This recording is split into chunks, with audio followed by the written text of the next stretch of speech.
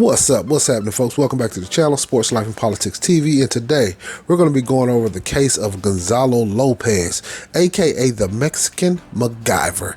He was able to avoid capture for weeks. He did something that people didn't think was possible, which is escape off a prison bus, something that you only see on the movies. He was able to get out of handcuffs. He was able to get out of leg shackles. He was able to get through a metal door without using any kind of electric saw. They said all he had was a butter's knife. He able to stab a guard. He was able to avoid getting shot when they shot at him twice. They actually said he took over the bus and drove the bus for a little while.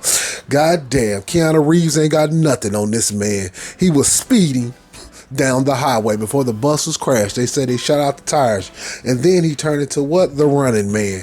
They captured him running through a field, not to be seen for weeks. But now Gonzalo Lopez has been captured and killed. But before he was captured, he was able to kill a family of five. God bless them, God rest their soul. But as you can see, the police cannot help you. Somebody helped this man escape. That's plainly obvious. Just like somebody gave Salvador Ramos some guns in Texas. It's a lot of stuff going on, y'all, and nobody has the answer to it. Let's take a look at this clip and see what the Texas law enforcement has to say about it. My name is Jason Clark. I'm the Chief of Staff for the Texas Department of Criminal Justice.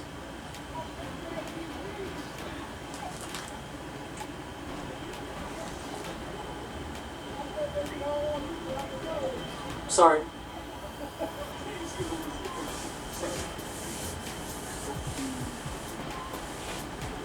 We've just received information that Gonzalo Lopez has been captured and is deceased. The details are still coming in at this time, but this is what we know. So, just a few minutes ago, Lopez was spotted driving that Chevy Silverado pickup.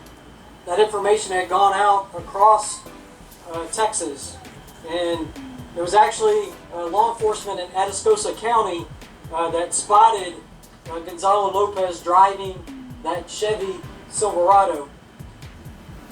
At that time, they trailed Gonzalo. And in these cases, you guys, they'll never tell you the full story. Where has Gonzalo Lopez been all this time? How was he able to just run through the woods and just stay on the run for so long? Who was helping this man? That's plainly obvious. Somebody was helping him, y'all.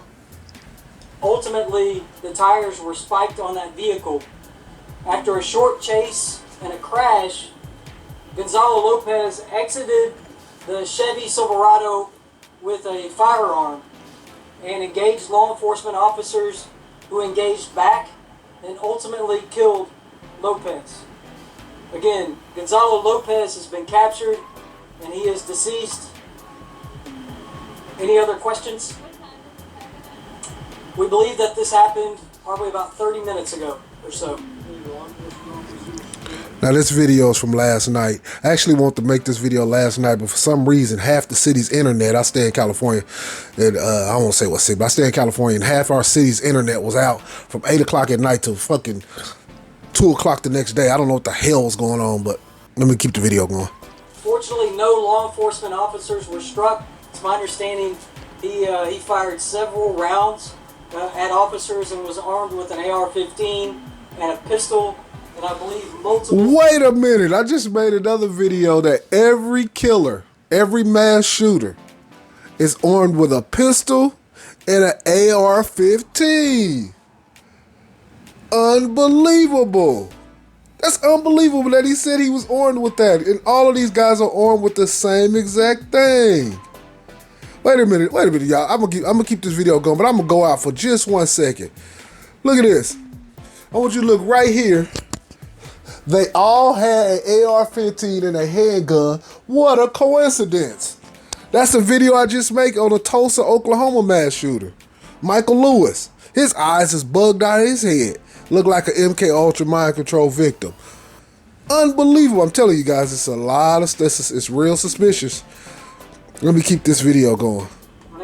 Oh, let me go back to where he was at. I'm sorry. And ultimately killed Lopez. Again, Gonzalo Lopez has been captured and he is deceased. Any other questions?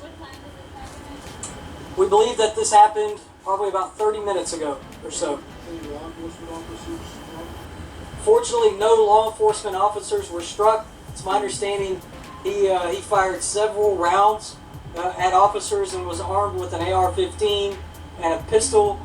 And I believe multiple officers engaged Lopez, ultimately shooting and killing him. I don't know exactly. And let me say this.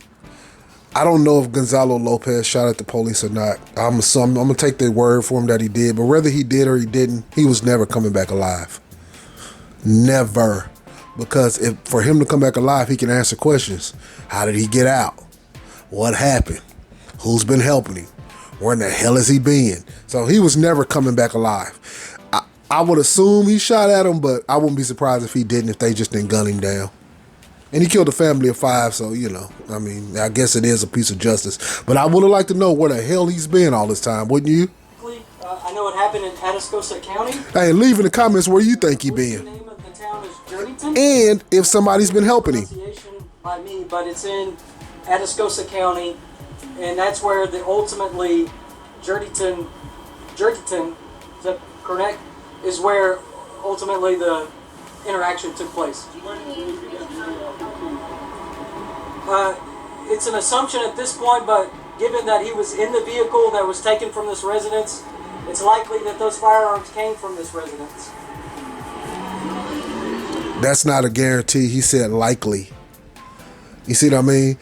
He said it's likely the firearms came from the residence. We'll never get to know. Some of these questions, that's why I said so many, in these type of cases, it'd be so many questions that never, ever, ever get answered. Because if they answer them, you can start tying these cases together.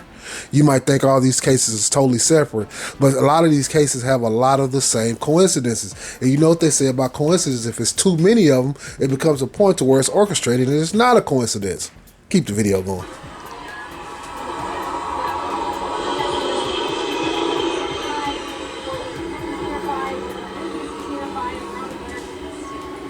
The actual shootout, it's my understanding that it did happen in a residential area, that after crashing, I believe, into a tree, Lopez exited out of the vehicle, only made it a short amount of distance before he decided to engage officers. And thankfully for the swift action of those officers, they were able to take Lopez into custody.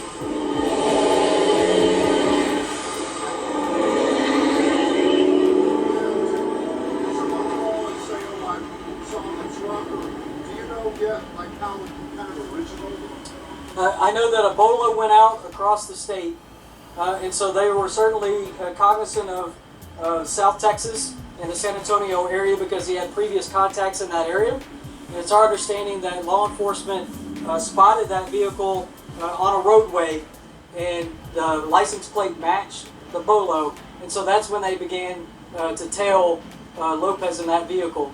Ultimately, that vehicle was spiked after a short chase in which Lopez crashed out. And what is Bolo? If somebody know what that means, put that down in the comment. I mean, we all learning every day, whatever the hell a Bolo is. And decided to engage law enforcement officers, and those officers very swiftly shot and killed Lopez, bringing this whole ordeal to an end. What weapons did he have? I know he had multiple weapons. Did he all of them? I don't know specifically what weapons he used, but I do know that he was armed with a rifle and a handgun. Aren't they all? Sure, so it's something that the Texas Rangers will be leading up that investigation, along with our Office of Inspector General, who will be closely involved in that investigation.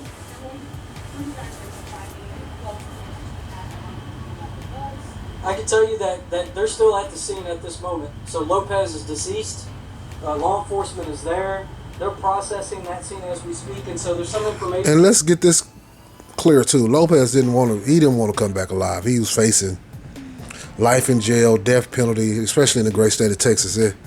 Death penalty was guaranteed. He didn't kill a family of 5. Before that, he was already, I think it was capital murder. He had killed somebody with a pickaxe. So he didn't want to come back alive regardless. So whether he shot at him or didn't shoot at him or whatever happened, he was happy to die. That I just don't have at the moment.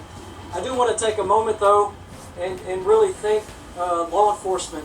Leon County Sheriff has been extraordinary and continues to be. Our partners at DPS, the Office of Inspector General, U.S. Marshals, just so many different law enforcement agencies contributed to this, and just very thankful for all of the support that they have provided. And I'm thankful that this came to a resolution in which Lopez did not harm anyone else. What the hell? He didn't harm anybody else. He had just killed a family of 5. What the harm it? I mean, no disrespect. I think sometimes these guys, we get on TV, sometimes, I mean, when you're talking live and it's everything is fluid and you kind of freestyling out there, it's like you start saying things that's ridiculous. Thank God he didn't kill nobody else except for the family of fucking 5. But I can just tell you that we are very saddened that the murders happened, but I will tell you that we are breathing a sigh of relief that Lopez will not be able to hurt anyone else. Besides the family of 5. Wow. As I said earlier, we will conduct a serious incident review. Anytime you have something serious like this, it's incumbent upon us to go backwards to figure out, how did he escape? How did he beat our security protocols in order to leave that transport vehicle? And so that's something that we absolutely will be doing.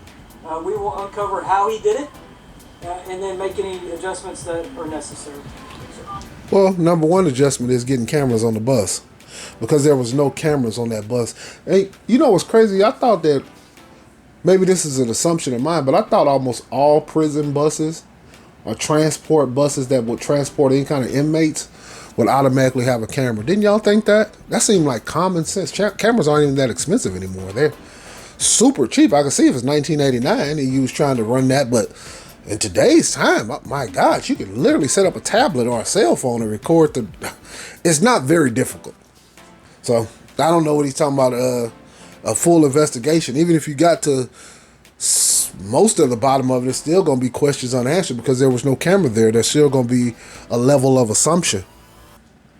Obviously not your typical dangerous inmate, because I mean, he wasn't able to do it like years ago, right? I mean, there's something about him, right, that makes him very unique when it comes to this situation. Absolutely. Gonzalo Lopez had a history of trying to elude law enforcement. And so we knew from his records that previously he had stayed out in the wilderness for quite some time. And so that's why we remained in this area, because we did not have evidence that put him out of this area. I will tell you that obviously U.S. Marshals... So they're selling that he was out in the wilderness all that time. Get the fuck out of here. In Texas, you ain't living in the woods that long. Believe me, it's too many mosquitoes, frogs, lizards, snakes. And there's so much there's so many animals and so many damn things out there. And then if he was out in the wilderness, you would have to start fires. You would need food. I mean, you would need so many different things, y'all. These guys would never tell the full truth. Somebody helped him. Somebody helped him get off that bus, and somebody helped him to be on the run for all this long. Because even if he went to the woods, once they make what they call it when they surround the area, they make a perimeter. Once they make a perimeter around the area, you really can't go too far. On foot, Texas is huge. So, I don't know. I'm not really buying none of this, y'all. This guy received help, and what's so disappointing, we'll never get the full story. You're left to assume. That's the sad part about it. You're left to assume. And Texas Rangers and our Office of Inspector General were closely monitoring any contacts that he had ever had in the free world to see if he had contacted them, reached out to them. And that was very unsuccessful. And so we still had a thought that he could be in this area, and that's why we continue to have a presence in this area. And it wasn't until this afternoon that it became clear that he remained in this area.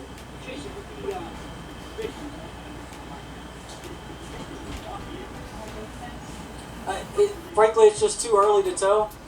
We do believe that the victims were there today, It's unclear whether Lopez was already there or was casing the structure and just waiting for someone to come in. When you're feeling that this is over, you know, it was an exhaustive search for a few weeks there. Are you guys relieved? Just kind of what's that feeling? I will just, again, it is.